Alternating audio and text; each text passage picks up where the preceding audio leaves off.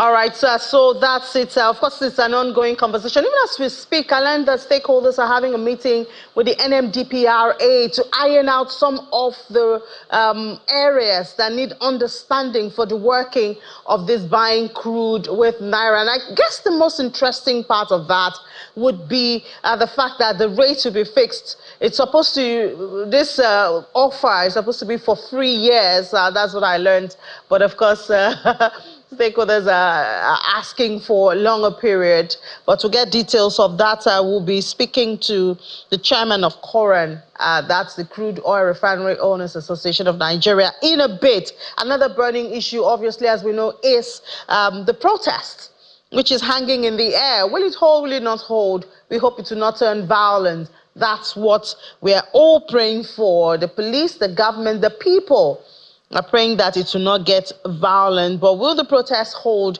Well, I guess that the protest organizers are determined to hold it in spite of some of this effort by the government asking for a better living or source of cost of living in the country. So let's see if perhaps there are some things that can still be put together. We know that the federal government did tell us yesterday that they'll be selling bags of rice for 40,000 naira. Of course, we would need to get the designations of the areas where this will happen, you know, so people can actually access it, and how they hope to make it organized so there's no stampede. We've heard of stampede when they're trying to give palliatives, you know, so we'll look into that. So I guess we have Mr. Momo Yarikwa now, the chairman, Crude Oil Refinery Owners Association of Nigeria.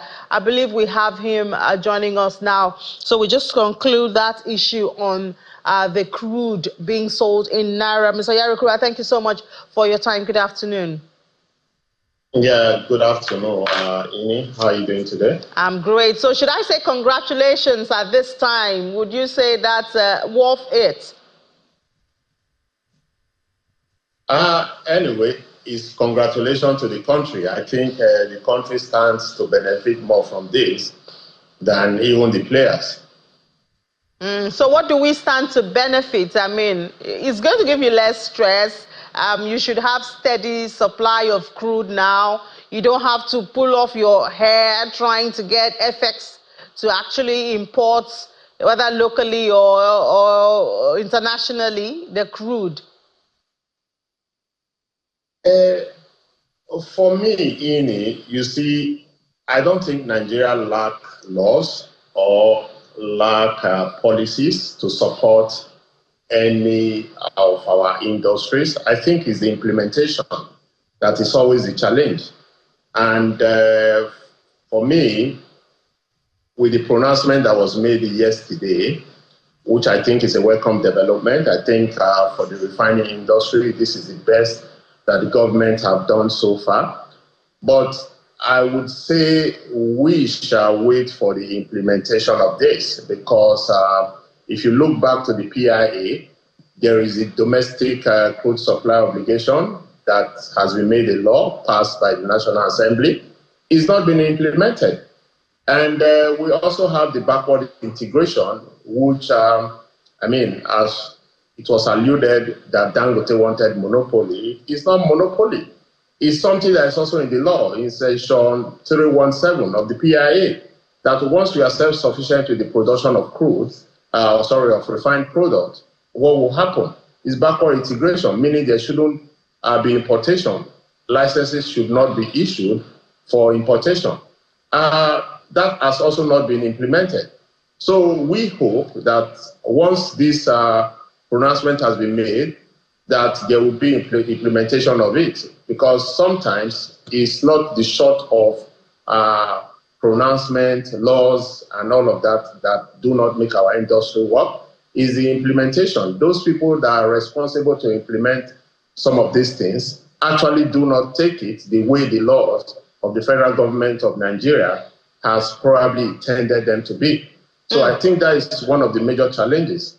All right, so I do know that there's a stakeholders meeting ongoing there, and I believe you have your ears, and I'm sure some of the issues being tackled there will be how these can be implemented. Have you heard of anything concrete coming from there? And how do you plan, how do we all make this happen? I mean, the implementation.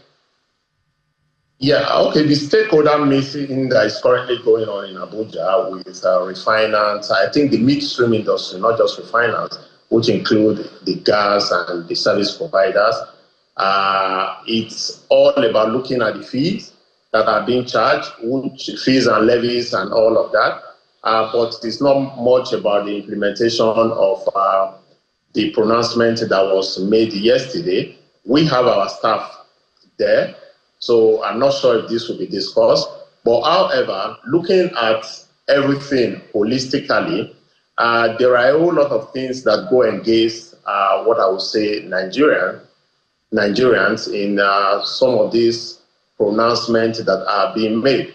For example, I'm happy to hear from yesterday's pronouncement that there will be a benchmark exchange rate for dollars for crude that will be supplied to Nigeria refineries. And also, one important thing is that we must know is that what would that benchmark rate be? Because it is important, because this is one thing that if implemented and that rate is good enough, will help to rather reduce the cost of products in Nigeria. Mostly when Dangote has announced that sometimes in August, he will start producing PMS. So if Dangote receives crude from NNPC and is able to actually produce PMS for the country and the exchange rate is not too high, then we could have affordable price for PMS in the country, because these are some of the things that we in the association, we have been agitating. I mean, I've been on the journey of asking crude to be priced in naira in the last 3 years or more. And the reason I've been saying this is that when you look at the elements that will bring down the pricing of petroleum products in Nigeria, dollar and perhaps crude discount is one of those things that will contribute.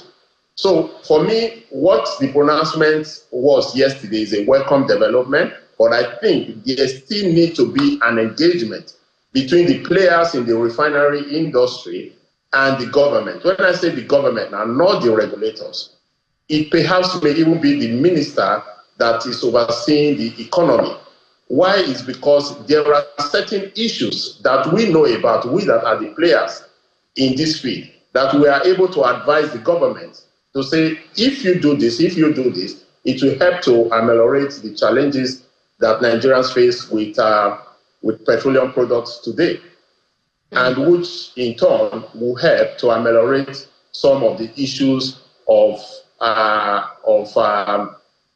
pricing of not just the petroleum product but other commodities, because whatsoever happens with petroleum products in the Nigeria of today somehow will affect the pricing of other products in the market, because you need vehicles to actually move products around. All right, Mr. Momo Oyakirua, we certainly would follow up on this story. We'll follow up on you too. So when you have meetings and how this can be implemented, we would also bring it to our viewers and keep them informed. I'm almost sure that those meetings will hold, because, I mean, I guess the government is really trying to avert some of these protests and complaints by the people. But thank you so much, Chairman, Crude Oil Refinery Owners Association of Nigeria, for your time. Yeah, thank you for having me.